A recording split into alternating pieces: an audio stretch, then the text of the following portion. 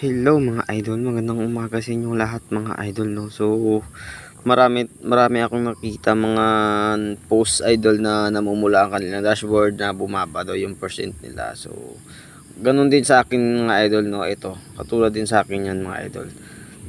Kanina yung interaction ko ay nasa 1k po yan, pero ayan ngayon bumaba siya mga idol, no. So sa performance yan idol, sample ganito yung idol. Pinutin natin yung see more insight.